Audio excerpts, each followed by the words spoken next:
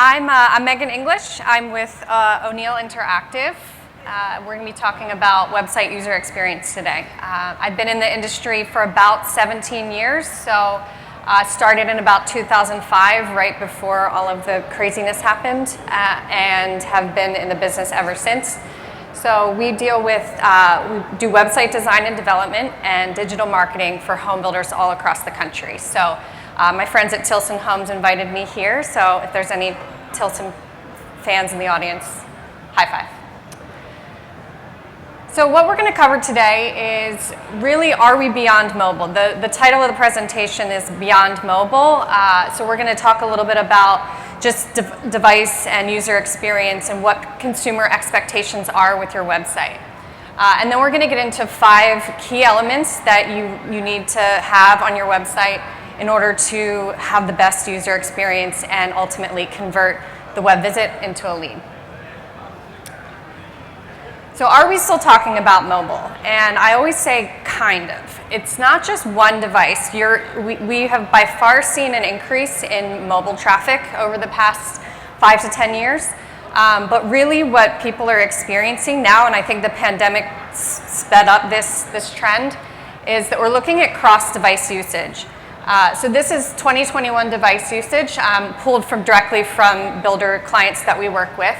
And you see that mobile definitely has the lion's share of visits, but we're also seeing desktop right not far behind. And I think what we're seeing is people have their laptop computers on their lap and their phones sitting right next to them, and they're using them at the same time. I don't know how many times I've texted somebody a link to something, and then I'm pulling it up on my phone and then Googling it on my computer. There's just, you can't plan for everybody's user experience because they're truly everywhere.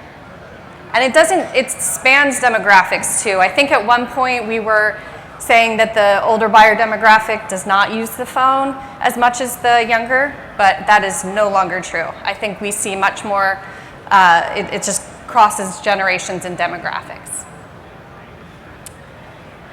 And of that traffic, 71% of those people that are visiting your site are new users. That means they've never been to your site before. I don't know if you've ever been to a grocery store that is new to you or that you've never been to before. Even if you have a list, it takes you a few minutes to get oriented. You land there, you're like, okay, produce is over here, I have the bread and the deli over on this side, but you have to stand there and get your bearings and really orient yourself.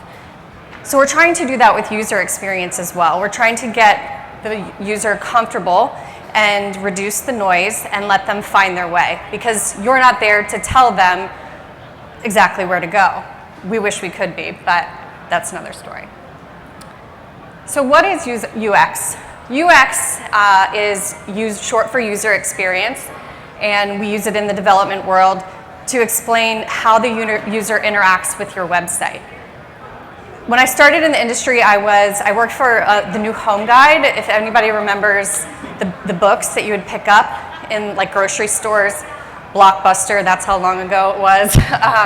And so my job was to drive around to new construction communities, make sure that the advertisers knew that they were in the book, and also ask about how many homes they had left to sell and where the users were coming from or where the buyers were coming from, and also prospect new communities while I was out there. So for me, a good user experience or a good day was not hitting any traffic, not getting lost. I used to print MapQuest directions. If you guys remember MapQuest, this is before, my dad bought me an ADC book and I'm flipping it open on my dashboard. But ultimately, the things that made my day go smooth was that nothing got in my way. I got to where I was going without any interruptions or distractions. I didn't get into an accident or I hit every green light. I mean, I think that's the easiest way to draw a line to user experience, is that nothing gets in your way. It's not noisy. You get to where you need to go and you accomplish what you're there to accomplish. So these are really the core of user experience. So navigation. You can find your way easily. There is clear directionals on where you need to go to find what you're looking for. And then when you find what you're looking for, it's exactly what you're looking for. It's relevant, it's useful. You have the tools and the content that you need to answer the questions or satisfy your needs. It's also easy. You want it to be a very seamless experience. You want users to enjoy the experience while they're there. And then efficiency. So I don't have to click too many things to get to where I need to go. I don't get distracted, or there's not a lot of pop-ups in my way.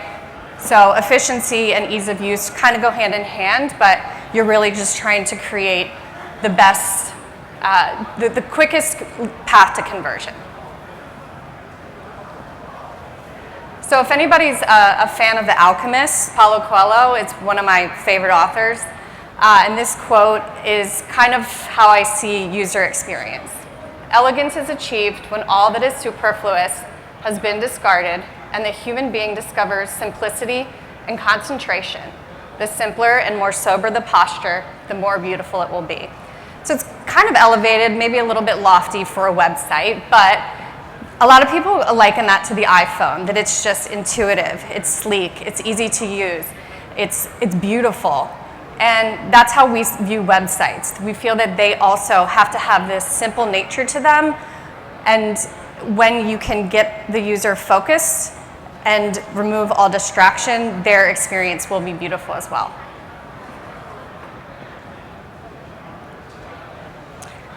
Okay, so now we know what user experience is and why we care about user experience. So now we're going to get into some of the things that make a user experience better. Fast, speed. Fast is good, but faster is definitely better. So these are some stats from smartphone users that 64% of users expect pages to load in under 4 seconds.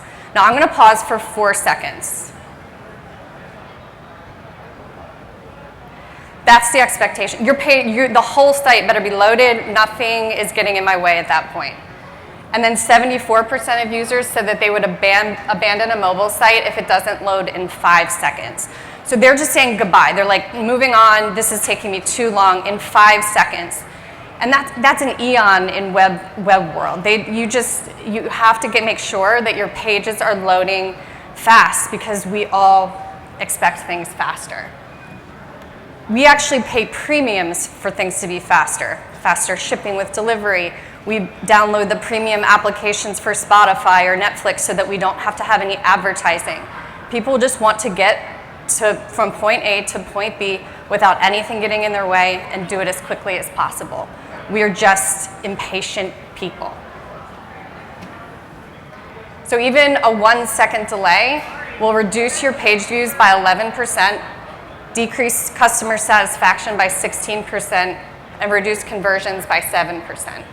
So those seem like small numbers, but this is 1 second. We're talking about 1 second, and people will automatically discount you.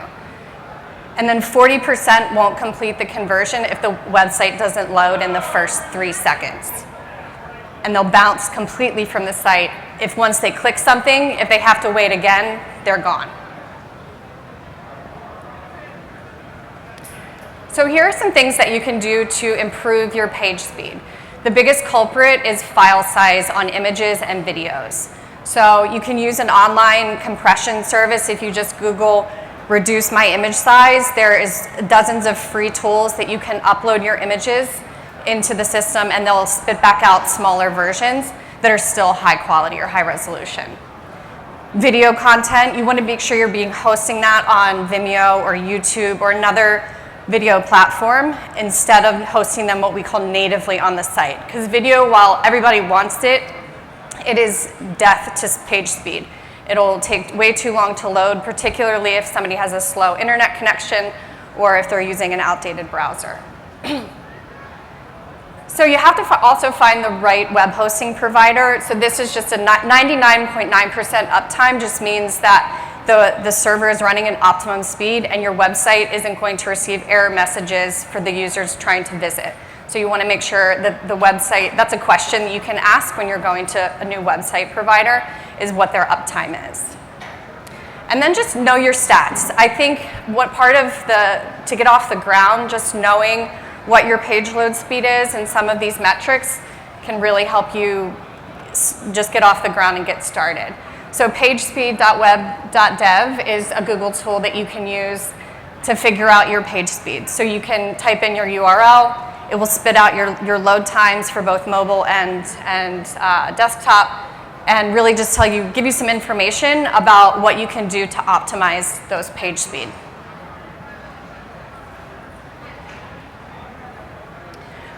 Okay, so if are you all familiar with search engine optimization, SEO? It's kind of buzzworthy. Some people don't even, sometimes I don't even know what SEO is. It has such an abstract definition. But in 2020, Google released Core Web Vitals.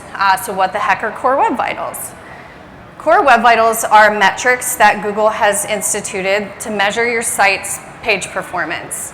And so I'm going to get a little bit nerdy, a little bit techie with the next few slides, but really what we're trying to do is create the optimal user experience, and this is what's going to impact your search ranking in the future.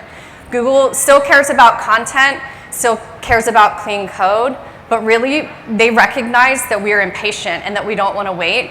So they're scoring your site in order to make sure that the user isn't getting frustrated and that they're delivering the best speed, because they have a reputation to live up to as well. So these are the three major metrics that are measured by Core Web Vitals. Largest contentful paint. So this is just the largest content on your website. So that could be an image, a video, and however long it takes to load that particular largest image is what your score is going to be based on. So it should take about 2 seconds or less for the largest contentful paint to load. Just a few things that you can do to make sure that your scores are meeting Google standards is removing third-party scripts. I don't know if you use like Hotjar, or sometimes there are third-party forms that you're using on your website. They slow down the page load, and so you're going to have much higher metrics on this particular on the LCP. And then implement lazy loading. So this is something that your developers can do, and it just means that as the user scrolls, the content won't load until they get to that point on the page. The whole page doesn't load all at once. It just lazily loads as the user scrolls. So this is great if you have long pages and lots of content on your site. This is a great way to make sure you're not slowing down the experience. First input delay. This is what I like to call rage clicking. It measures the responsiveness of the time it takes for the page to load once you've clicked a button. So if you've ever been on your phone or on a website and you click something and nothing happens, you're like, well, maybe I missed it, and you click, and then you click, and then you keep clicking and it's still not loading. They're looking for 100 milliseconds or less of response time. So that is super quick, but as I said, people want things now, so you got to make sure you're delivering that page speed quickly. And then CLS, which is cumulative layout shift. These acronyms, Google is really making it hard for people. So it just measures how stable the page is, and that all the elements on the page aren't shifting around and causing the users to click the wrong button or click on an image that they didn't mean to click on. A lot of times this happens when you have an ad. Builders don't have to worry about this as much as e-commerce, but if you have ads on the page, that's how a lot of those display ads get clicked. It's just they sneak in to somebody's view and they get clicked by accident. So some other things are if the image doesn't have dimensions or it's not framed properly. So if you have low scores, that's the first thing that your developer should check, is whether your frames are set appropriately for the page width.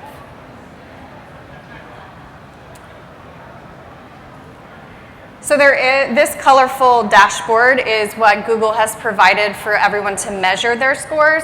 So each of the metrics that we measured or that we discussed get their own score, and then they are very color-coded and nice. That they tell you whether you're good, needs improvement, or poor. So when you find, and it'll do it for each page too. This isn't something that's site-wide. Each page has its own score. So you can find a lot of times on pages with heavy content, the scores will be much more skewed than something that's just a text-based page. And if you're familiar with Data Studio or Google Data Studio, this is where you'd find that dashboard for your site. Okay, so hopefully not everybody is bored to death, so we're going to move on to something that might be a little bit more familiar, content. So I mentioned content in regards to SEO, so that's a very strategic type of content. The content that we're talking about here is the type that users want. Users are looking for, and we really find these 4 pillars of content when you're populating your site to keep these in mind. So engagement. Once somebody gets to your site and finds something that they're interested in, you want to give them all the tools or all the content that they can really explore and spend time investigating your product type, your communities. So this builder, the Providence Group out of Georgia, they have a lot of different interactive components of their site. On the right, they have interactive home designs, they have 3D tours, they have the ability to estimate your monthly payment. Right now, this is a big request from builders, just given the interest rates are rising. It's one thing that we've seen. They really want to be able to educate their buyer on what that interest rate means to their monthly payment. So giving people the tools and the calculators to do that based on the price of the home. We do it a lot on floor plan and spec pages, but it gives a really good idea of what they're getting themselves into. And it helps warm up the conversation as well. But they also have a lot of galleries for video, for 3D tours, for photography, really just trying to give a sampling of everything that the user's looking for to stay engaged. Shout out to Tilson again, if anybody knows Eric. They do a really great job of using content to educate too. So it's not just about their product type, it's about giving a little bit more behind the scenes. This is also really great for search engine optimization, but they do these little videos based on all of the different industry leading standards, exterior finishes.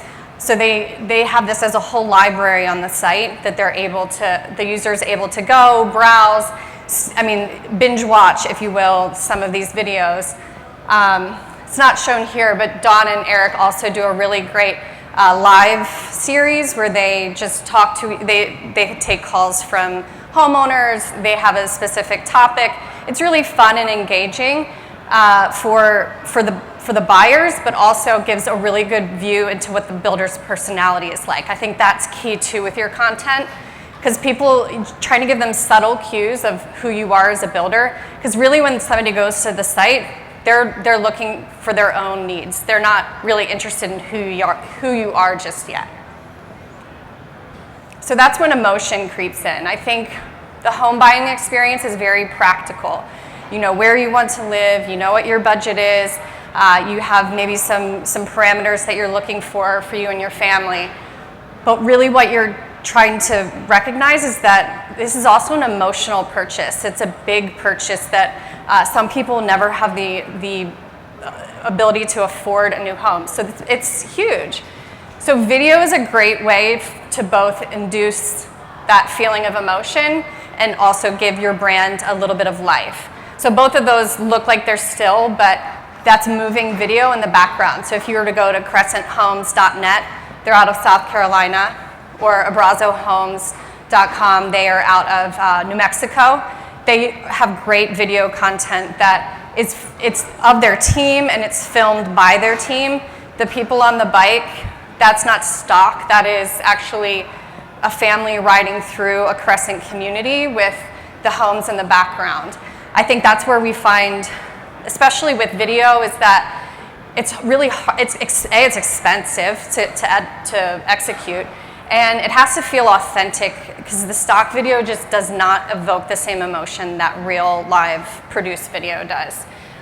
So we recommend whenever you're going to do a video shoot, do it in your product type, get multiple shots of both still and video so that you can not just use the video for background imagery and for product highlights, but that you can use the photography in place of stock, because there's nothing worse than the same family with the keys and the boxes in the background and then sitting across the table from the other stock lady.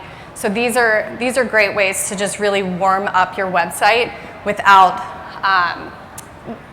and still give a little bit of personality. Aesthetic. So I didn't want to pull any photos from anybody that I knew, so I just went straight to the internet. But here's a difference between professional camera versus iPhone. There's so many builders out there that will spend thousands and thousands of dollars to stage a model home when their website gets way more traffic than their model ever will on a daily basis. So you should be treating your website like a staged model and investing in good photography and good photos and videos. I'm not above taking, especially when specs are under construction. I don't like elevations or renderings in place of real photography. So we understand that they're going to get some construction photos, and you're going to have lumber in the front yard if it hasn't been stolen. But I think really what you're looking for is, if you're going to do staged photography, that it's done at the professional level. Don't have the sales team just go out and shoot with their iPhone and put that on your website, because it really, I have had so many encounters in the design process where a builder says, I love this site, this is the best site, and it's because of the photography. It has nothing to do with the framework, or you can take the same framework and swap that photo for that photo, and it's a totally different site. So keep that in mind when you're taking your photography, that it's not just for the real estate ILS sites, it is also for the design of your site. We have builders that take photography that's specific for certain hero images on the site, and I recommend doing the same. So self-service, this is one that has come up a lot in conversation recently with the conversation of buy online. So we're testing reservations and integrating with applications like Skype in order to take payment on your website. So this is a builder, they build in Alabama and Georgia. They, on all of their spec pages, if it's available for sale, will have that reserve now button. And so the user can reserve the home. This will submit, and you'll go through it'll create an account for them, so it'll create a user account. And then it will go directly to the payment portal. So then they put in their credit card information. The builder defines how much they want to consider as a deposit for reservation. They get notified. Their sales team follows up and brings it to close. So this type of self-service is just starting to peak, or starting to get off the ground. And I really do feel like where the interest rates are in some of the marketplace, we're seeing builders back off a little bit just because of inventory and really just being concerned about where the market's going. But it is a great way to put the buying process in the hands of the consumer. It's not meant to remove the sales team, but it's meant to give another channel for purchase. Okay, so I'm going to talk a little bit about options and choice and what everybody's preferences are. When I look at this photo, I'm sure everybody looks at this photo and finds a different ice cream that they would want. I'm Raspberry Ripple all day. My daughter, she's 7, she likes anything blue, so bubblegum is where she's going to go immediately. We are inundated with choices all day, and the decision fatigue that exists in the world. I mean, this is simple with ice cream, but imagine buying a home and you go to a floor plan page or a community list page, and there's 52 options. The confused mind says no. I call this the Cheesecake Factory menu effect. When you have the cheesecake, it's like 17 pages, and I'm like, every single time, lettuce wraps, because that's just, I'm so overwhelmed by options that I just go with what's comfortable. So you want to create a relevant experience because you can't plan for everyone. Solving for X can be a challenge with so many variables. So you let the builder or the buyer do that for themselves. On the left there, we have simple sort and filter options. Everybody's gotten used to these with shopping online. I know when I go to Amazon or to another site, the first thing that I do is like, I'm only looking at Prime. I want to stay in this price range. So you give your buyers the same choice. It'll feel more familiar, and they'll get to what they want quicker. We're also seeing a lot of builders employ customer portals. So the ability for a user to create an account on their site, just like any other shopping experience. They can go there, they can log in, they can save their favorites. You can once they start saving favorites and exploring the site more, you can show them recommendations. So the recommendations are based on, they can set their preferences, you see down in the bottom there. So it's based off their preferences and their user behavior. I think we can also do this with cookie technology and dynamic content. So even if they don't sign up for an account, because not everybody likes to give their personal information on random websites, but we can create a little bit more personalized experience so that when they come back, they remember we remember what market they're in, or they've been looking at townhomes because that was the product that they selected. So omni-channel buyer centricity, that's like super fluffy marketing speak for it's all about me. I'm the buyer, make the experience mine. I don't care what everybody else wants, I want what I want. And we have to be prepared that not everybody's coming in from the same source. And a lot of times, kind of like the cross-device conversation from earlier, they're coming in from Facebook, or they're coming in through Google the first time around, and they're not going through your homepage. So the homepage is not always the best page on your site or the most visited. We often see, if you're spending a lot of money in digital media, the list pages and some of the detail pages are way higher than the homepage ever is. So you want to make sure that when they come back the next time, because then now they remember your name or they remember the community that they want, now they're Googling you. So this time around, they are going through your homepage. So you need to make it easy for them to get back to where they're going. So clear navigation, so the nav bar at the top or under the little hamburger, making sure that you're using phrases that resonate. Find your home, quick move-ins, neighborhoods, things that they're gonna, don't get too clever with navigation. It just never ends well. And then if anybody has the luxury of having an online sales counselor or somebody who is working their live chat, when somebody gets lost, that's usually an indication, and they go to the OSC or they go to the live chat, having somebody get back to them right away while they're still engaged is crucial, because most of the time they just can't find what they're looking for on their own and they need a little help. So make sure you have a little bit of assistance in the wings for when somebody does get lost. And then that buy online reservations conversation for sure. That is one way that a lot of people don't want to talk to a salesperson ever. So giving them the option to at least get as far as they can without having to talk to anybody, let them control that conversation.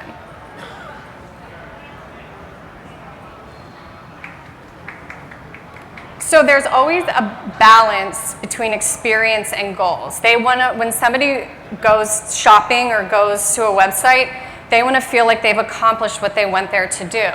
For builders, that is the lead oftentimes. It's not the home purchase. Really, when they go to your website, you want their contact information. You want somebody so that's the goal of the builder. But for the buyer, they want this great user experience and have it be easy. But most importantly, they want to find what they're looking for. So you want to make sure you don't go too far down the path of beauty and aesthetics and sacrifice functionality.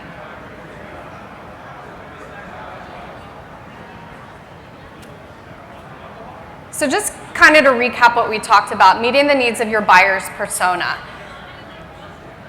I think during the website design process, sometimes we get mired in the details of trying to say everything. It's like word vomit, or I need to say everything about myself on this website on some page. But we have to realize that most buyers are, especially on their first visit, probably not their second, and maybe not ever, will look at your team page or look at your, look at the process page. Those are helpful and educational, and especially good tools for your sales team. But somebody who's going to your site carte blanche is most likely looking for your products, your locations.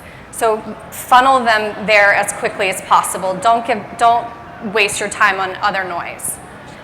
Give them some breathing room. So we're big fans of looking at one thing at a time on a page. So we do a lot of what's called internal navigation, and that's when you land on a page and then you can jump from the photo gallery to the site plan to the floor plans.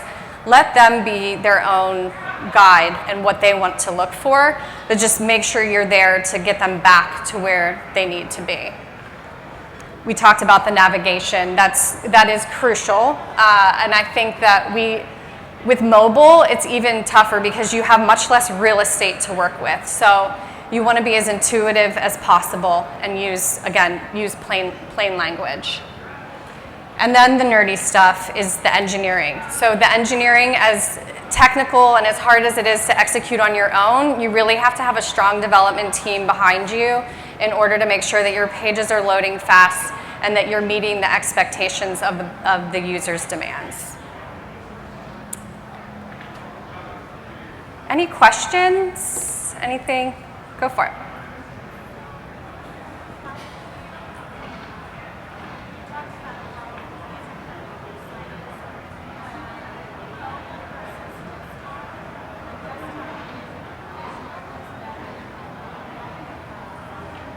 So is your site responsive? So does it look, as you shrink the screen, it adjusts to the screen size?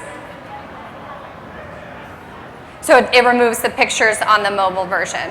So yeah, I would say that is a big one. I think with responsive sites, the content of the site should not change. You should have the same, and that goes back to that seamless experience or that connected cross-channel experience.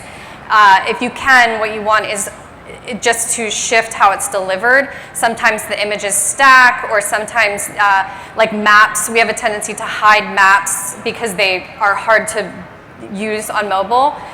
So if you talk to your developer about how to make it responsive so that the images stay. Because I will say, they're not just looking at your website, they're looking at Zillow and Redfin, and that's what they lead with. They lead with photography. So I think knowing especially that 62% of the traffic is mobile, you should really go hard on make sure the content is there. Earlier you were talking about aesthetics and investing in good photography. I've noticed on a couple different builders' websites, and I was going to ask your opinion on this. So, there's different elevations, and obviously there's different colors for each elevation or what they offer. What would you suggest to ensure that the consumer doesn't get confused? Because a lot of the times what we're running into, and I'm sure other people as well, is they'll be like, oh, I love that house, I want that one. Yeah. And it's like, well, we don't offer that. And I've seen people put like 3D renderings in place of where our picture was. Yeah. So they can click on the rendering and then they can see a couple of different options of what it looks like. Yeah. But let the rendering be the main picture. Yeah, so once you get onto the floor, like if you're on your floor plan page, I think that is definitely the place for renderings. I think specs are when you start to use real photography because you know what the house is going to have, the products that it's going to have in it. But you do want to make sure you distinguish that each elevation is different. It's a different price. It has different options. So those design visualizers or the interactive floor plans that you're speaking of, those are also great engagement tools, and there's a lot of companies out there that will go as far as pricing your plan out where you can choose all of your options and their pricing is tied in either whether it's their ERP system or another application to show the person is okay with this configuration, here's exactly how much that plan is going to cost. So that's kind of the Cadillac, but I do think even simple disclaimers and showing that there's multiple elevations to choose from and that they're all, and I think simple interactive floor plans that show, okay, you can't get the sunroom, the optional sunroom, if you also do the bump out. Like they're not compatible. So just trying to figure out ways to educate the buyer with those interactive tools. Okay, so you think it would be better just to keep pictures rather than putting like a rendering on the floor plan page? No, on the floor plan page, stick with renderings. It's when you get into the spec homes, because that's where you'll get yourself in trouble if you're using a rendering that has different options than what the floor plan is or what the spec is being built with. So I think it's okay to keep the renderings on the floor plan page. Okay, and then one more question. I've also noticed that people, whenever they have a home being built and they're trying to get it sold, but they're putting pictures of the home in the construction process Yeah. on their page and saying like as of 7/11/22. Would you recommend that? I think right now, yes. I think that is where you have the exception for bad photography, because right now there's a lot of misconceptions about the term quick delivery or quick move-in, because that could be 90 days out, or we have builders putting slabs on as quick move-ins because the inventory's been so low, so they're just trying to turn it quickly. So showing progress makes the user feel like, okay, this house is in framing, or this house has a roof now. It's actually a house, and we're 45 days from delivery. So I do think that using that photography is just fine. Okay, wonderful. Thank you. Any other questions?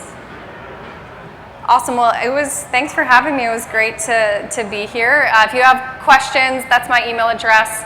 Our company's based out of Maryland, but I live down in Houston, so kind of local. But my first time at the Sun Belt Builder Show. So awesome. Thank you.